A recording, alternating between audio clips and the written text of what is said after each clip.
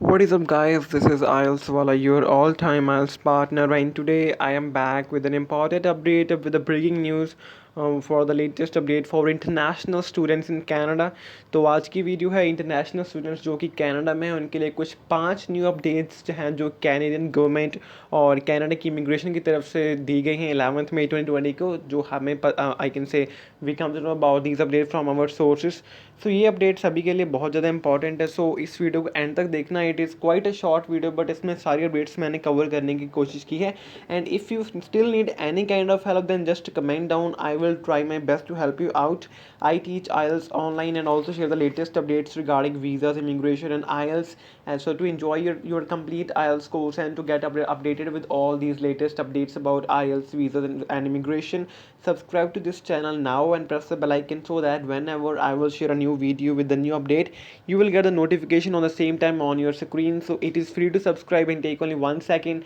So what are you waiting for? Subscribe and press the bell icon and let's get started.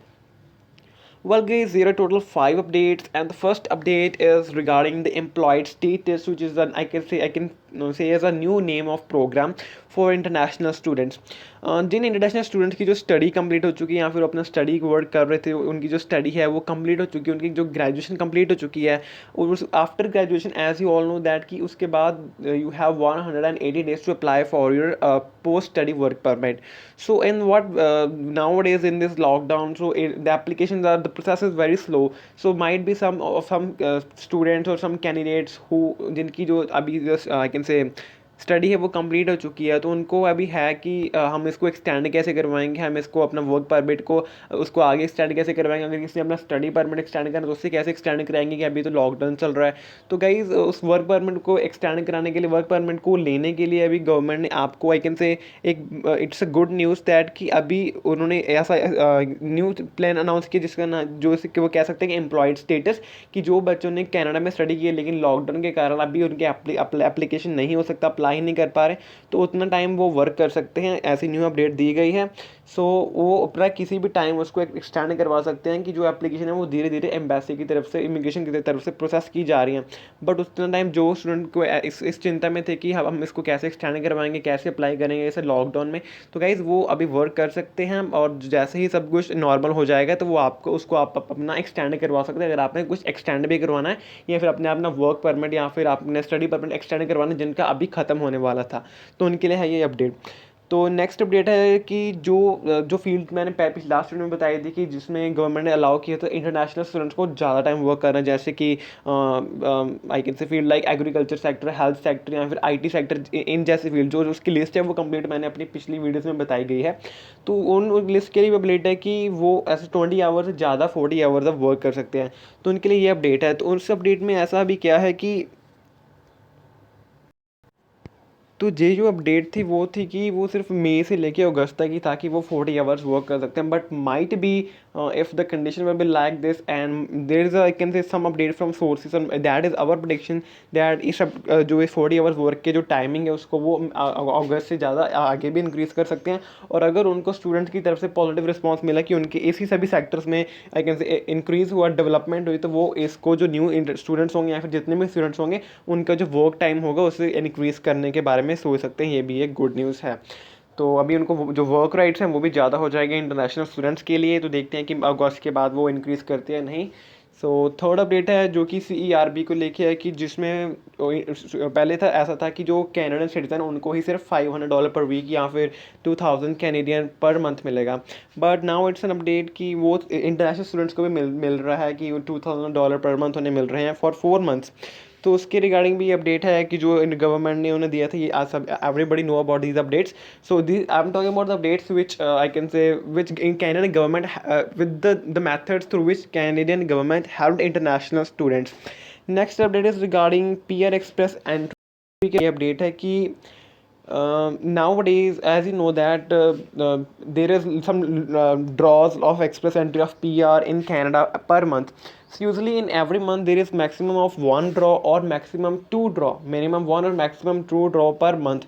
But last month there was 6 draws of permanent residency applications in Canada. So for those जो कह रहे हैं कि Canada बंद हो गया है, Canada के वीज़ा नहीं आएंगे, कनाडा 18 मंथ बंद है, कनाडा 1 साल के लिए बंद है, तो please please that is important update कि इन सभी र्यूमर से फोकस मत करें। माइट भी आपके कोई नॉन भी जो अप्लाई करना चाहती है, कनाडा मूव करना चाहती है, या फिर कनाडा में है, या किसी का रिलेटिव ने मूव करना, तो सभी को ऐसे र्यूमर्स मिल रहे हैं कि कनाडा 18 मंथ के लिए बंद है, 1 साल के लिए बंद होने वाला है, तो ये वो, तो वो सभी फेक र्यूमर्स है। तो आप खुद देख सकते हैं कि कनाडा ने 1 मंथ में 6 ड्रॉज निकाले हैं पीआर के, और एक दिन में उन्होंने 2 ड्रॉ निकाला। एंड आई थिंक ऐसा कभी देखा नहीं कि उन्होंने एक दिन में 2 ड्रॉ निकाल दिए हों पीआर एक्सप्रेस पीआर के लिए। तो गाइज सीधी सी बात है कि दे आर ट्राइंग कि जितने से ज़्यादा इमिग्रेंट्स उनके कनाडा में आए उतना अच्छा, क्योंकि उनके जो आई कैन से कंट्री की ओवरऑल डेवलपमेंट होती है इससे। तो फॉर दोस्त जिनके कह रहे हैं कि स्टडी वीज़ास बंद हुई ये वो, तो guys Canada has already clear that in this upcoming 3 years they are going to invite 10,000 कि वो, सॉरी 10 लाख, कि वो 10 लाख इमिग्रेंट्स को इनवाइट करेंगे, जिनमें सभी स्टूडेंट्स या वर्क परमिट स्पाउस वीज़ा या और ऐसे सभी इमिग्रेंट्स होंगे। आने वाले 3 सालों में वो 10 लाख इमिग्रेंट्स को अपने कनाडा में बुलाएंगे। और पीआर को लेकर के भी एक ऐसी प्रेफरेंस है कि वो कह रहे हैं कि जो कनाडा स्टूडेंट्स कनाडा से ही स्टडी कर रहे हैं और उसके बाद उन्होंने कनाडा में ही अपना वर्क किया and they have experience of Canada, so they are looking कि उन्हें ज़्यादा पीआर एप्लीकेशन की प्रेफरेंस दी जाए, बिकॉज दे थिंक दैट जो आई कैन से पीपल जो कनाडा की पीआर के लिए अप्लाई करते हैं who are out of Canada means दूसरी कंट्रीज़ के लोग, तो उन्हें ऐसा है कि जो इंटरनेशनल स्टूडेंट्स हैं जिन्होंने स्टडी के बाद कनाडा में वर्क परमिट में वर्क का एक्सपीरियंस है, तो देखते हैं कि उन्हें कनाडा की वर्क सेक्टर जॉब सेक्टर का ज़्यादा एक्सपीरियंस है। तो अगर उनको वो ज़्यादा प्रेफरेंस देने का सोच रहे हैं पीआर एप्लीकेशन पे, तो ये भी गुड न्यूज़ है इंटरनेशनल स्टूडेंट्स के लिए जो कि अपना पीआर का अप्लाई करने के बारे में सोच रहे हैं, या फिर जो भी इंटरनेशनल स्टूडेंट है, कि सभी के लिए ये न्यू अपडेट है। सो ये सभी लॉकडाउन के बाद जो सभी ये हो अभी सभी सारी प्रॉब्लम सेट हो जाएंगे, तो ये सभी आइकन से अप्लाई हो सकते हैं।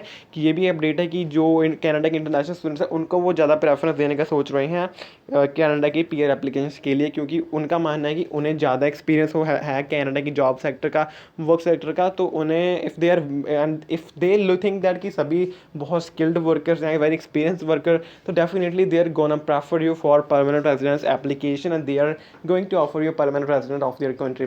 So these are the updates for this Canadian immigration. So I hope you found it helpful, and if you have any query then just comment down. I will try my best to help you guys out.